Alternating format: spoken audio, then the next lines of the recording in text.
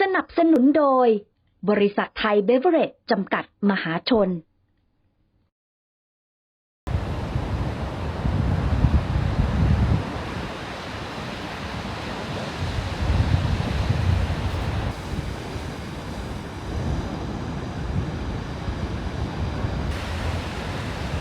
So what I get is a magnet colours spin freely.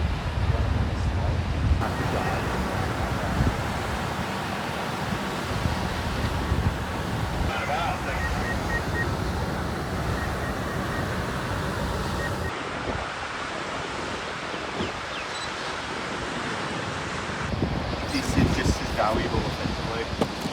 Like a more expensive one or a better camera is it could be 100 grand to buy the camera.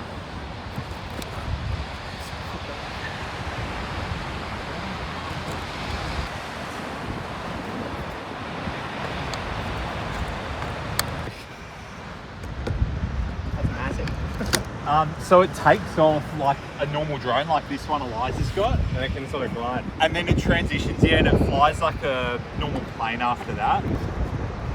Obviously, if you can avoid people and sharks being at the same place at the same time, they're not going to get a chance to bite people. And that can be achieved, obviously, ideally through an enclosure. And that may be the only way to really eliminate the risk of shark bites. But that's not going to be feasible for all activities like surfing or diving, for example. But there are also other ways that you can reduce that overlap through, for example, early warning systems. You can have some aerial patrols or drones, or even these real-time listening stations that can detect tag sharks so that people can be made aware when a shark is in the area and evacuate the water if necessary.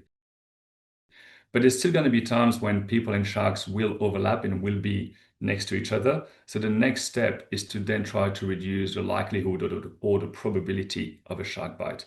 And that's where this shark deterrent comes into play. This study was funded by the New South Wales Department of Primary Industry and Regional Development and enabled the testing of this material that people were coming up with and suggesting would reduce the injuries from a shark bite. And initially, I actually was a bit dubious about how some kind of material would be able to withstand a shark bite from a large 4-meter or 5-meter great white sharks.